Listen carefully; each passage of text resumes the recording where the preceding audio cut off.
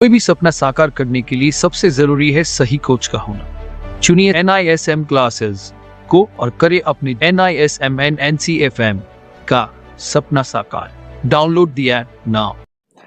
Hello everyone, welcome back to the class. दोस्तों, आज हम इस क्लास में देखेंगे NISM सीरीज़ 15 रिसर्च एनालिस्ट के कुछ मॉक टेस्ट। तो चलिए स्टार्ट करते हैं। आपको स्क्रीन पर क्वेश्चन दिख रहा होगा। तो हमारा आज का फर्स्ट क्वेश्चन है, return on capital employed can be calculated as.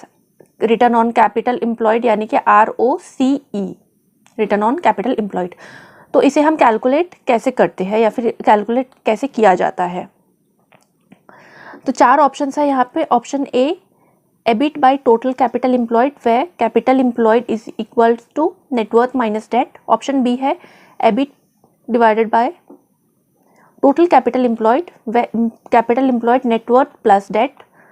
Option C है EBIT multiplied by total capital employed where capital employed net worth minus debt. And option D है EBIT multiplied by total capital employed where capital employed is equal to net worth plus debt. तो दोस्तों, यहाँ पे जो हमारा correct answer होगा, हमारा correct answer है option B, EBIT by total capital employed where capital employed is equals to net worth plus debt. दोस्तों, जो ROCE return on capital employed, इसका फॉर्मूला है ROCE is equals to EBIT by capital employed, EBIT, EBIT by capital employed. और capital employed का formula है, capital employed का formula है total asset, total asset minus current liabilities, current liabilities और total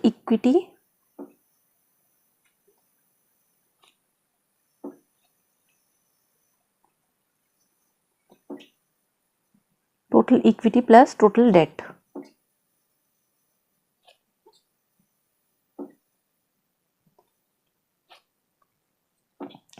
तो हमारा जो क्वेश्चन है, इनमें से return on capital employed ROCE को किससे कैलकुलेट किया जाता है। तो कैलकुलेट करते हैं हम। ऑप्शन बी हमारा करेक्ट आंसर है। Option B, EBIT divided by total capital employed by capital employed is equals to net plus debt. अगले क्वेश्चन की तरफ बढ़ते हैं दोस्तों।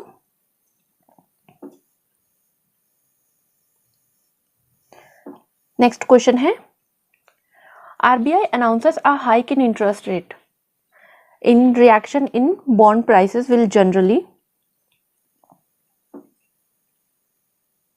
Okay. अगर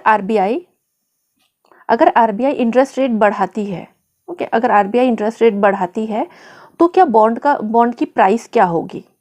अगर RBI इंटरेस्ट रेट बढ़ाती है तो बॉन्ड की प्राइस जनरली क्या होगी, बढ़ेगी या घटेगी या फिर सेम रहेगी। तो ऑप्शंस देखिए। ऑप्शन ए है फॉल, यानी कि बॉन्ड का जो प्राइस होगा वो कम होगा। ऑप्शन बी है राइज, यानी कि बढ़ेगा। अगर RBI ने इंटरेस्ट रेट बढ़ाया तो बॉन्ड की जो प्राइस होगी वो बढ़ेगी। ऑप्शन सी है कोई चेंजेस नहीं होगा। और ऑप्शन डी है कि इनमें से कोई भी नहीं। तो हमारा जो करेक्ट आंसर है, हमारा करेक्ट आंसर है ऑप्शन ए, फॉल। क्योंकि जब भी RBI जब भी इंटरेस्ट रेट बढ़ाती है तो बॉन्ड की जो प्राइस होती है वो कम होगी, यानी बॉन्ड होल्डर्स के पास जो बॉन्ड है उनकी कीमत में गिरावट होगी, क्योंकि ये नए बॉन्ड की तुलना में कम इंटरेस्ट दे रही है। इसी तरह जब इंटरेस्ट रेट में गिरावट होगी तो हाई कूपन रेट वाले जो पुराने बॉन्ड की प्राइस है वो बढ़ जाएगी। तो इसका जो करेक्ट आंसर है वो है ऑप्शन ए, फॉल। क्योंकि यहाँ पे क्वेश्चन में जो है RBI ने क्या किया है, RBI ने अनाउंस किया है इंटरेस्ट रेट बढ़ाने के लिए, और इसी के अकॉर्डिंग जो है बॉन्ड का जो प्राइस होगा वो जनरली यहाँ पर फॉल होगा।